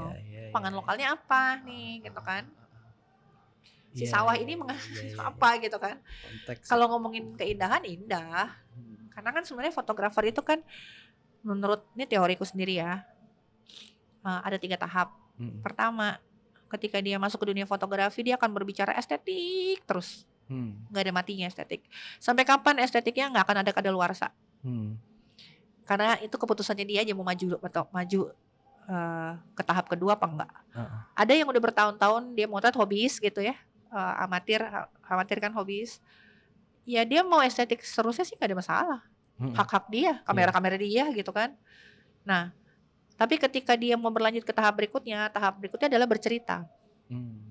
Biasanya orang kalau masuk ke tahap berikutnya bercerita, dia suka melupakan estetiknya ini loh. Dia karena dia ngejar cerita kan. Iya. Ngejar cerita mulu. Ya kalau bisa ini dibawa juga gitu. Jadi bercerita secara estetik gitu. Kayak fotonya, ini jurnalistik ya. Fotonya kebanyakan bencana. Tapi aku suka Mas Ulet, Jogja. Aku suka fotonya dia. Fotonya Dita, olahraganya aku suka. Mas Bea dengan foto yang sangat intim dan close up lebar itu aku juga suka gitu kan. Jadi foto streetnya Ruben juga aku suka gitu ya. Nyeleneh gitu. Ya jadi kemudian ketika dia udah nyampe tahap bercerita, tahap terakhir itu adalah pengarsipan. Om Don gitu kan, mengarsipkan yang kalau jalan sama dia, ya ampun aku jalan naik gunung sama dia 3 hari, dia nggak ada henti, yang udah dia jalan kaki, dia bawa tasnya sendiri, dia ngomel sepanjang jalan, ngoceh terus, dia bawa kamera, dia motret tiada henti. Aku udah nggak bawa tasku sendiri, ya kan, berkeringat, napas udah setengah hati, udah sampai di titik udah males banget motret gitu kan. Dia masih kuat ya. Dia masih kuat dan dia tuh kayak aku bilang ini, nih Om Don ini, dia simpen di mana file-file foto? Aku pernah ke Jepang sama dia, aku turun dari mobil difotoin, aku gerak dikit difotoin, sama kayak di hutan itu, aku jalan dikit kena sinar difotoin. Dia udah dalam tahap pengarsipan gitu. Iya, Om Don udah sampai titik kayaknya dia mendokumentasikan apapun ya. Iya, dia mendokumentasikan apapun. Tapi ya itu, ketika udah nyampe di level kayak pengarsipan, jangan lupa estetik, jangan lupa bercerita. Yang kemudian tahapnya fotografi itu begitu. Estetik dulu, bercerita, terus pengarsipan. Oke. Ya, ada orang yang nggak mau move on dari estetik ya nggak apa-apa juga, nggak apa-apa gitu. Iya. Gitu loh. Apa-apa, Tapi ya. biasa kalau dia memilih untuk melanjutkan perjalanannya dia, ya masih ada bercerita dan masih ada Pengarsipan ya. pengarsipan. Iya. Karena foto bagus tuh banyak banget gitu. Aku udah punya definisi foto bagusku. Itu pertanyaan yang baru aku bisa jawab beberapa bulan lalu. Iya ya. Foto bagus tuh apa tuh? Foto bagus itu foto yang tidak lekang oleh waktu. Dia masih relevan dan menjadi kebahagiaan orang banyak. Dia punya manfaat. Aku baca di bukunya Mas Seno, Kala Citra, bahwa perjalanan foto itu membekukan waktu betul. Tapi dia foto itu membekukan momen, tapi dia tidak membekukan waktu. Karena satu foto, jika dia benar-benar berarti, dia akan punya perjalanan panjang. Iya. Contoh satu foto, aduh aku lupa lagi nama fotografernya. Dia adalah jurnalis Times atau apa aku lupa ya. Dia satu hari dia punya tugas memotret 180 atau 120 penyanyi jazz. Pukul 10 pagi, yang itu menyiksa banget ya untuk pemain jazz yang malamnya mereka habis manggung kan. Dikumpulin tuh semua, itu kan foto langka ya. Dia dikumpulin di depan bangunan di New York, dia foto penyanyi jazz itu. Nah, foto itu kemudian menginspirasi filmnya Tom Hanks yang dia terdampar di bandara terminal, yang dia hanya pengen keluar minta tanda tangan satu foto dari seluruh penyanyi jazz yang ada demi bapaknya. Itu diambil inspirasi dari foto itu. Oh gitu. Iya, jadi si foto ini menginspirasi sebuah cerita gitu kan. Iya. Menginspirasi sebuah cerita kayak fotonya C. Fotonya C kan adalah foto yang paling banyak disebarluaskan di kaos. Anak sekarang kan bilang pemain bola lah, apa lah. Iya kan? Tapi foto dia nggak ada matinya deh. Dia membekukan momen.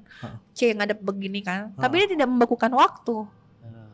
Foto itu. Nah, dari sekian banyak aku berfoto, aku baru menemukan satu itu karena satu hari ada orang nge-tag aku bilang, "Mbak, ini fotomu bukan?" Iya, karena aku ngupload ulang sebuah foto. Foto itu udah aku foto tahun 2016 sampai lupa deh, 2015 sampai 2016 aku foto. Terus aku ngupload ulang foto itu karena aku suka sama foto itu. Terus dibilang, "Mbak, ini fotomu kan?" Iya. Kenapa Mang ya? Foto ini, ntar dia kasih link. Ini ada cewek yang ngelukis fotomu ini. Dan ini dijadikan foto profil seorang penyanyi di Kupang.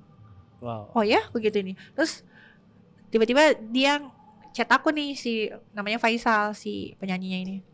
"Hai Mbak, salam kenal gini-gini. Aku suka banget sama fotomu. Semoga kamu gak keberatan ya. Fotomu aku minta si temennya untuk ngelukisin." "Oh no, aku seneng banget, silakan," aku bilang gitu kan. Kalau aku sih seneng ya, aku nggak tahu kalau fotografer lain, buat aku seneng. Nah udah sekian tahun, ada foto kedua nih dilukis lagi.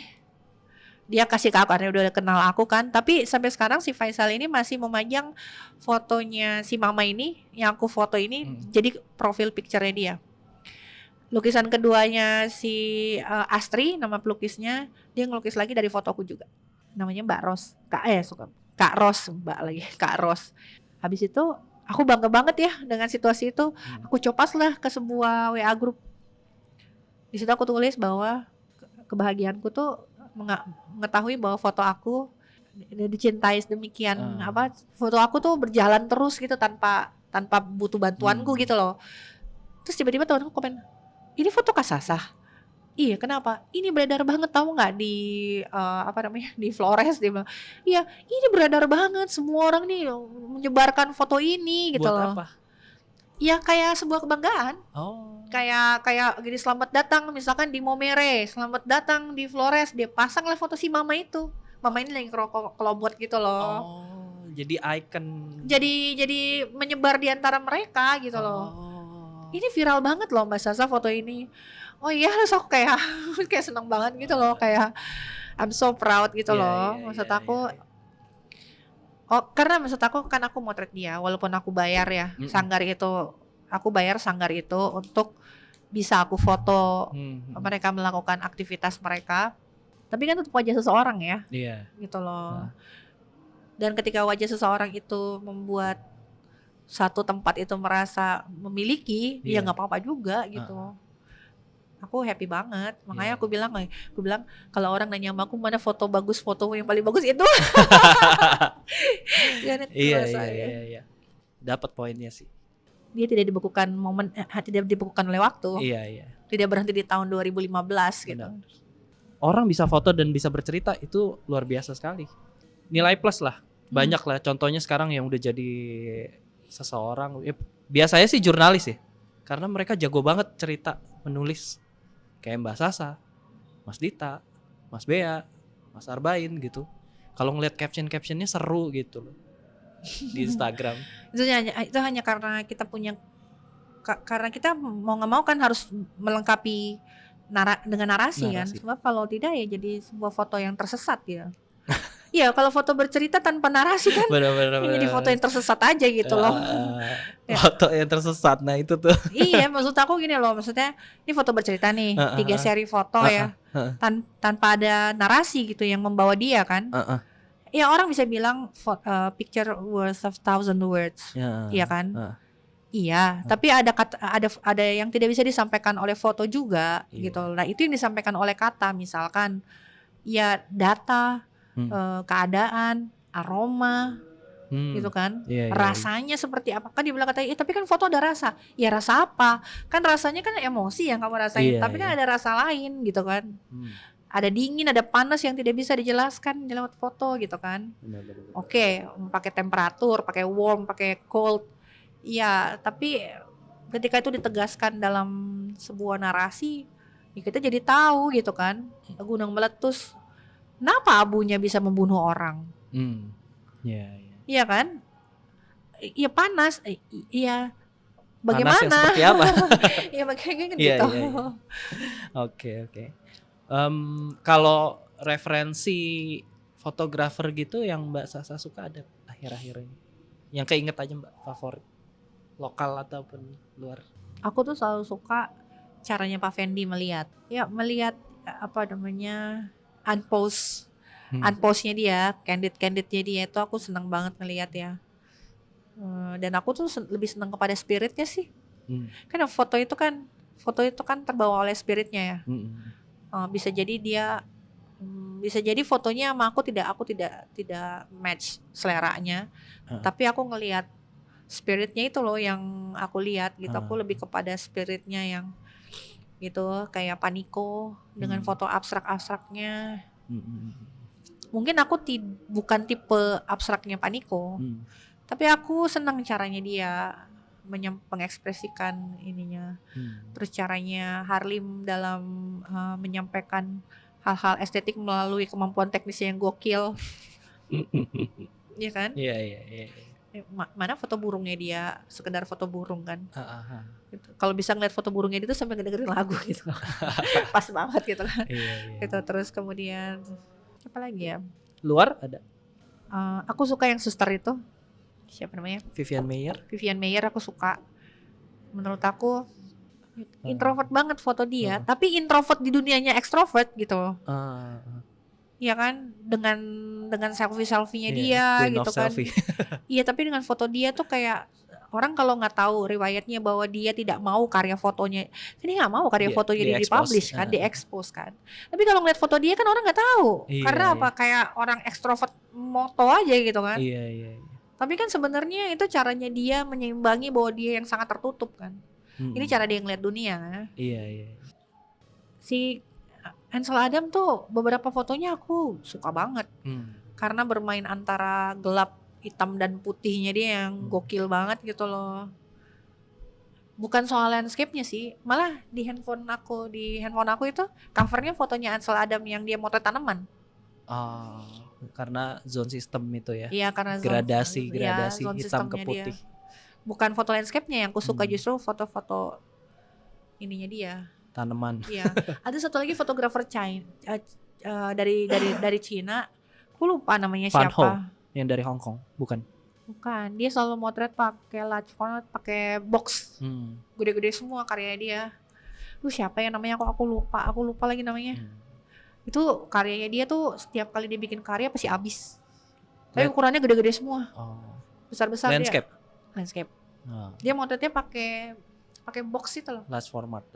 Dia bikin box itu loh, kayak si yang Bali tuh Gusti siapa tuh yang bikin pakai, jadi aduh apa lagi namanya aku.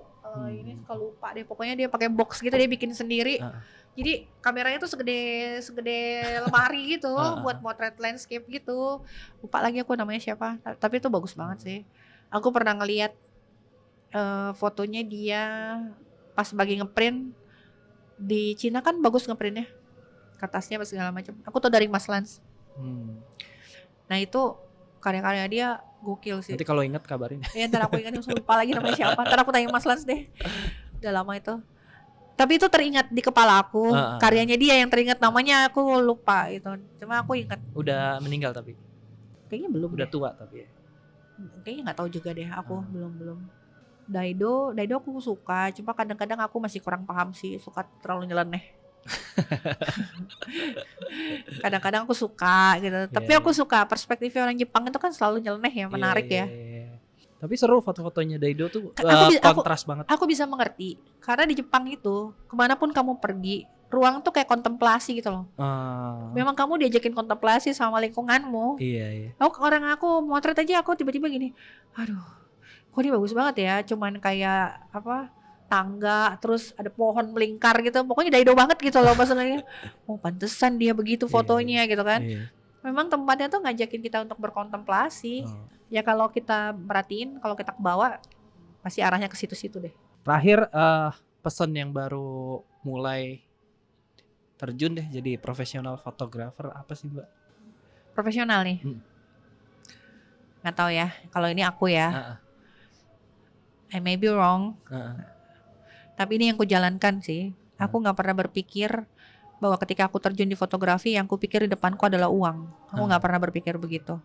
Bukan karena aku udah kebanyakan duit, nggak ada gitu loh. Tapi aku sampai detik ini kan, kalau aku berpikir flashback ke belakang, nggak pernah aku berpikir tentang uang.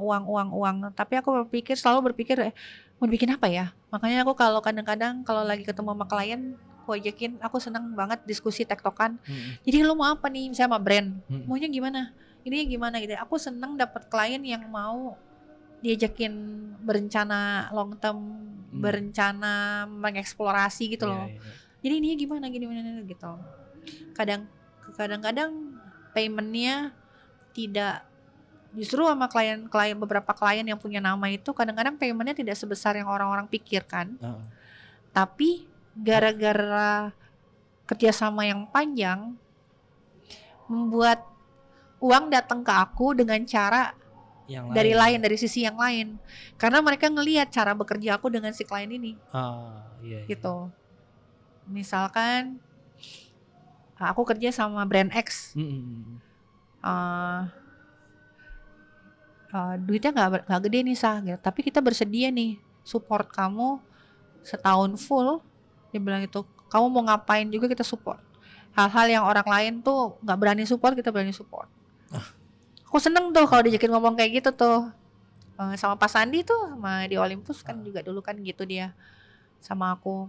Explore Mbak, street food Mbak, explore abstrak Mbak, kan gitu Pak Sandi. Iya. Nah aku seneng banget tuh yang kayak gitu-gitu. Nah uangnya tuh bukan dari situ, tapi ketika aku berjalan di garis lurus ini, nih klien baru kanan kiri ini ngelihat gitu loh, kok aku suka sih gitu loh dia dengan mengeksplorasi dia itu, coba deh hire dia gitu, di Ah. hire lah gitu. Nah ini uang masuk dari sini, uang masuk dari sana, uang masuk dari sini gitu. Iya. Tapi aku nggak pernah berpikir. Beberapa kali sih aku dapat teman-teman fotografi itu konsul ke aku. Selalu pertanyaannya, gimana sih Mbak, genre mana yang bisa saya menghasilkan uang banyak? Wah susah aku kalau dia udah mulai nanya kayak gitu. Ngerti gak sih? Aku tuh kayak mau jawab, tapi jawabanku pasti akan tidak cocok di kamu. Aku bilang gitu kan. Karena aku akan bilang sama kamu mau lihat apa sih? Aku pertanyaan gitu kan. Saya mau bikin, ini kemarin baru terjadi. Saya mau bikin potret studio. Oke, portfolio kamu ada? Portfolio saya ya, intinya belum banyak. Oke, jadi yang perlu kamu lakukan sekarang kalau kamu ikutin caraku adalah kamu cari anggota keluargamu dulu. Kamu bikin portfolio potret album mereka. Habis itu keluar dari itu keluarga second layer dari keluargamu, third layer dari keluargamu. Kamu bikin yang terbaik, kamu tayangkan, kamu kasih ke mereka, minta mereka mempromosikan kamu dan segala macam. Dia nggak tertarik untuk melakukan itu. Terus aku bilang, there's no way. Kalau kamu mau mengikuti arus, silakan di Instagram naiklah, bayar seikhlasnya bisa. Makanya aku nggak mau ribut di area itu. Yang banyak fotografer ribut, aku kok ditanyain lo nggak mau ngeributin itu, buat apa? Gitu loh. Pertama itu aku tidak bermain di area itu. Itu mungkin juga adalah sebuah strategi marketing yang aku juga pun nggak tahu. Tapi menurut aku mendingan kita ngurus apa yang bisa kita urus dulu nih. Kita membuat portfolio yang baik sehingga value-nya kita itu bukan bayar seikhlasnya. Value-nya kita itu adalah ketika orang datang bilang, Mbak aku jadi gak enak nih, mau bayar kamu berapa? Tunggu dulu sebentar, nanti manajer aku datang dong. Sebagai orang profesional kan gak ada kontak langsung ke aku. Jadi manajer aku datang, kita diskusi berapa jam potretnya, apa yang mau difoto, ini. Oh ya, karena ini adalah kegiatan tidak komersial, ya ini hanya kegiatan segini. Oke, nanti kita bikin begini ya, tapi kamu yang sewa ini. Oke, happy mereka, happy aku, ya kan? Hasilnya juga buat mereka, aduh hasilnya keren, misalkan gitu ya. Dia pakai aku lagi next projectnya dalam tahun yang sama. Terus dia merekomendasikan ke temennya. Tapi mereka nggak pernah bilang bahwa pakai dia karena dia murah. Pakai dia deh, menyenangkan karena dia bisa menyarankan saya untuk A, B, C, D, E. Dan fotonya menurut saya bagus gitu. Itu kan menurut dia ya kan, bukan aku yang bilang bagus ya kan, dia yang bilang bagus. Nah aku gitu. Jadi kalau misalnya teman-teman yang baru mau terjun di fotografi, menurut aku perkuat portfolio dari sekarang, nggak usah tunggu-tunggu. Ambil dari klien lingkaran. Ini kalau ngomongin macam-macam genre ya, ambil dari lingkaran keluarga dulu. Kalau mau genrenya yang makanya kan tergantung genrenya nih. Mau genrenya misalkan mau landscape atau apa, mulai mengambil di sekitar-sekitar, bikin cerita atau apa. Kalau mau ngambil landscape, travel atau apa, kuncinya cuma satu, belajar nulis. Gitu. Karena waktu aku pandemi, yang mendatangkan income buat aku adalah sebuah penugasan yang berisi foto dan tulisan. Aku kaget loh pas pandemi aku dibayar lunas. Kerjaannya belum selesai dibayar lunas. Ini sama kayak Paman Harlim ngomong, kalau mau foto burung gak usah jauh-jauh, lu keluar rumah aja, cari burung-burung deket rumah lu, itu aja dulu fotoin. Kalau lu udah bisa benar, udah bisa bagus foto itu, ya udah baru keluar. Cari ke tempat lain. Iya, betul. Iya, maksudnya aku kayak gitu, bikin portfolio dulu yang semampunya gitu loh. Nah, nanti kalau dari portfolio itu kamu mengemas bagaimana caranya kamu mengkomunikasikan karyamu dan kamu siapa. Jadi kalau ditanya, jadi fotografer itu bukan cuma belajar fotografi doang. Ya enggak lah. Iya, gitu loh. 20% moto. Iya kan? Apalagi kalau mau terjun profesional gitu loh. Apakah tahu segitiga exposure sudah cukup? Tidak, gitu loh. Tidak cukup, karena kamu harus beyond apa namanya Fotografi zona ya. nyamanmu gitu loh. Kamu nggak suka nulis, ya belajarlah nulis. Orang belajar nulis itu nggak ada rugi-ruginya kalau pinter. Aku Iya. pernah ditanyain loh, Sal, tugasnya fotografer kan bikin foto sebaik-baiknya, setuju. Tapi kalau kita belajar nulis, memangnya salah? Yang ngomong sama aku nulisnya bagus. Iya, iya, nggak Iya. fair dong dia ngomong kayak gitu, Iya. gitu kan? Yang ngomong sama aku itu, dia nulisnya bagus gitu loh. Cuma aku nggak mau balikin ke dia. Aku bilang, ya, gue bilang tapi kan kalau seandainya mereka belajar nulis nggak ada salahnya. Iya. Why not? Ah. Gitu loh. Karena perspektifnya pasti berbeda. Hmm. Kalau kita belajar menulis itu perspektifnya pasti berbeda. Benar. Oke. Sudah 1,5 jam kita ngobrol. Cukup Maafin panjang. ya kalau ada yang ini. Namanya juga spontan-spontan. Iya. Banyak pelajaran yang kita petik ya dari Mbak Sasa ini, termasuk orang senior. Aduh enggak deh. Senior tuh Arba'in ya, di atas 60. Aku belum. Jadi banyak yang diambil lah tadi lah. Semoga menginspirasi yang nonton juga gitu. Oke, sampai sini aja podcast Lumens hari ini bersama Mbak Sasa. Sampai ketemu lagi di episode selanjutnya. Bye bye.